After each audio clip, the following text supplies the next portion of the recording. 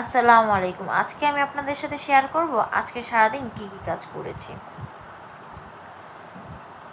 সকালের সময় কোনো কাজ থাকে না, কাজ শুরু হয় হচ্ছে জোহরের আজানের নামাজ পড়ে এরপর থেকে সব কুটা বাছা করে গোসল টোসল করে পরে হচ্ছে আসরের নামাজের পরে থেকে কাজ শুরু করি। প্রথমেই হচ্ছে বুট সিদ্ধ দিয়ে দিয়েছি, ফ্রিজ থেকে হচ্ছে পেঁয়াজ বের করে নিয়েছি, বেগুন কেটে নিয়েছি। এখন হচ্ছে মিষ্টি কুমড়া ভাজি করব, এই জন্য মিষ্টি কুমড়াটা কেটে নিচ্ছি।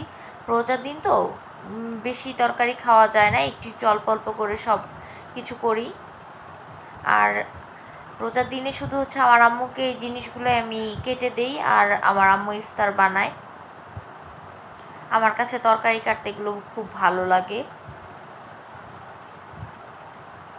সবচেয়ে কষ্টের বিষয় কি, আজকে এই ভিডিওটা একবার এডিট করেছি, করার পর কোনো একটা কারণে ডিলিট হয়ে গেছে। এখন এটা আমি আবার পুরোটা এডিট করতেছি, মানে এক কাজ বারবার করা লাগতেছে, সময় নষ্ট হয়। মাঝে মাঝে কার কার এমন হয় বলুন তো? আমার তো খুবই কষ্ট লেগেছে যে এত কষ্ট করে এডিট করলাম, সেটা হচ্ছে আবার নষ্ট হয়ে গেল। ক্যাপসিকাম কেটে নিয়েছি, ক্যাপসিকাম হচ্ছে বুটের সাথে দিব, ভালো লাগে।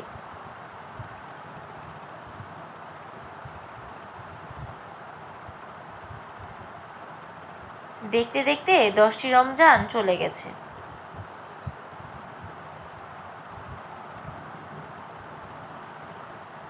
আমার সবগুলো সবজি তরকারি কাটা শেষ। আমার এর মধ্যে হচ্ছে কি বুটও সিদ্ধ হয়ে গেছে, আর হচ্ছে এখান দিয়ে কচু সিদ্ধ দিয়েছে। আমি এর ফাঁকে বেসন গুলিয়ে নিয়েছি। বেসন যদি 1 ঘন্টা বা আধা ঘন্টা আগে গুলিয়ে নেওয়া হয়, একদম বেগুনি ফুলকো এবং মুচমুচে হয়। আমি একদিন আপনাদের সাথে শেয়ার করব। আজকে সবাইকে ইফতার দিয়েছি, যার কারণে সকাল থেকেই অনেক কাজ করেছি। ডিম চপ বানিয়েছিলাম, এখন ওগুলো সবার মধ্যে দিয়ে দিব। সবাইকে যেহেতু ইফতার দিচ্ছি, একদিনে তো সবাইকে দেওয়া যায় না, 5 ফ্যামিলি বা 6 ফ্যামিলি করে দিচ্ছি, যাই পারি। সবার সাথে ভাগ করে খেলে আল্লাহ নেয়ামত দেয়, আল্লাহ তাআলা খুশি হন।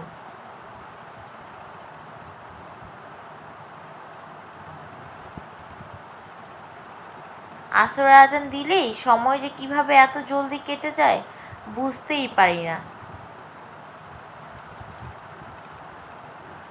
সবগুলো রেডি করে নিয়েছি, এখন সবার বাসায় গিয়ে দিয়ে আসবো।